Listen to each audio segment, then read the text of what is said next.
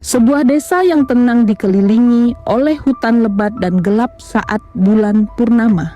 Anak-anak dengan wajah penasaran dan ketakutan berkumpul di sekitar api unggun yang berkelap-kelip duduk di atas batang kayu. Pendongeng tua itu berjanggut putih panjang dan mengenakan selendang batik tradisional. Tangannya bergerak secara ekspresif saat ia menggambarkan legenda tersebut. Di latar belakang, mata bercahaya redup dan sosok bayangan mengintai di dalam hutan. Cahaya bulan menambahkan cahaya halus ke atmosfer. Legenda naga siluman bukanlah dongeng belaka. Di malam bulan purnama, ada yang pernah melihat sosoknya, separuh manusia, separuh ular. Dia menghantui hutan ini, menjaga rahasia yang tidak boleh dilanggar. Benarkah Pak Tua? Apakah dia masih ada? Jika engkau melukai hutan, dia akan muncul. Hutan lebat yang diterangi oleh langit badai. Adiwangsa, seorang pemuda bertubuh kekar, menyeringai bangga saat berdiri di atas tubuh tak bernyawa seekor ular raksasa dengan sisik berkilauan bagaikan permata. Darah ular itu menetes ke rumput. Di belakangnya hutan semakin gelap dan seorang wanita misterius dengan mata hijau bersinar muncul.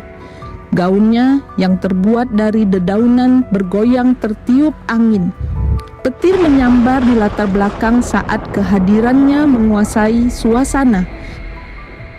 Adiwangsa berkata, "Kau bukan apa-apa di hadapanku, ular penjaga. Akulah penguasa hutan ini." "Kau sombong, Adiwangsa. Kau telah melanggar keseimbangan. Hari ini kau akan belajar makna kehancuran," sahut Dewi Alam, muncul dengan suara tenang namun penuh wibawa. "Siapa kau berani mengancamku?" sahut Adiwangsa. Adiwangsa menjerit kesakitan saat kakinya menyatu menjadi ekor ular. Sisik berkilauan tumbuh di seluruh tubuhnya dan matanya berubah menjadi kuning terang. Ia merangkak sementara angin ribut dan gemuruh petir mengiringi perubahan drastisnya. Sebuah gua terpencil yang diterangi oleh sinar matahari samar-samar yang menembus celah di langit-langit. Adiwangsa yang kini berwujud ular duduk di atas batu bergerigi dekat genangan air kecil.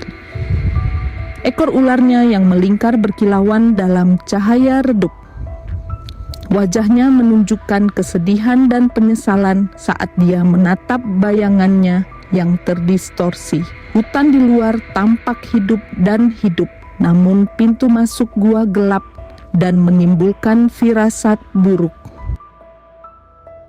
"Aku telah kehilangan segalanya. Wujudku bukan lagi manusia. Kesombonganku menghancurkan semuanya," bisik Adiwangsa pada dirinya sendiri. Malah gemetar dan berkata, "Apa kau akan menyakitiku?" Sambil menunduk, Adiwangsa berkata, "Pergilah, jangan dekati aku. Kau menyelamatkanku. Kau bukan monster," sahut Mala. Dengan terkejut dan matanya yang melembut, Adiwangsa berkata, "Aku tak pantas disebut manusia." Tebing curam bermandikan cahaya bulan pucat. Di bagian paling atas, bunga putih bercahaya dengan kelopak bening mekar. Adiwangsa memanjat bebatuan bergerigi. Ekor ularnya melingkari tepian dengan aman. Sementara Mala menunggu di bawah, memegang lentera yang memancarkan cahaya keemasan yang hangat. Di dalam gua besar berkilauan yang dipenuhi kristal bercahaya, seekor naga kuno dengan sisik emas mengaum dengan ganas. Matanya yang bersinar menatap Mala yang mendekat dengan gugup. Adiwangsa melingkar protektif di hadapannya. Sisik peraknya memantulkan nafas api sang naga. Pohon bambu yang menjulang tinggi dengan ukiran bercahaya di batangnya malah duduk bersila dengan hati-hati mengukir seruling dari salah satu cabangnya. Adiwangsa berjaga di dekatnya, matanya yang tajam mengamati hutan gelap tempat sosok-sosok bayangan mengintai. Puncak bukit bermandikan cahaya bulan perak. Mala dan Adiwangsa berdiri di tengah lingkaran ritual bercahaya yang terbuat dari rune kuno. Benda-benda suci, bunga bulan, air mata emas, dan seruling disusun mengelilinginya. Langit malam beriak saat seekor naga emas raksasa dengan sisik bercahaya yang rumit turun dari langit. Kehadirannya luar biasa namun tenang.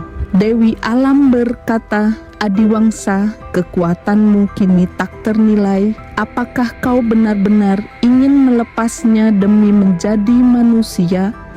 Aku tak butuh keabadian tanpa makna.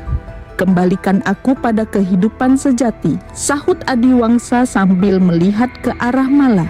Adiwangsa berlutut di tengah lingkaran ritual saat cahaya keemasan menyelimuti dirinya. Ekor ularnya larut menjadi partikel bercahaya, berubah menjadi kaki manusia.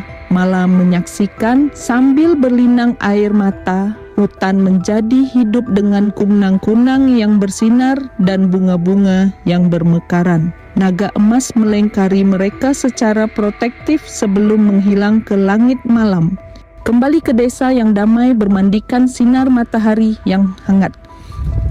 Adiwangsa, yang kini menjadi manusia seutuhnya, berdiri di samping Mala di alun-alun desa. Penduduk desa dengan hati-hati mendekati mereka. Wajah mereka perlahan melembut dan menerima. Di belakang mereka, hutan tampak semarak dan hidup dengan cahaya keemasan menyinari pepohonan. Kau telah kembali, Adiwangsa.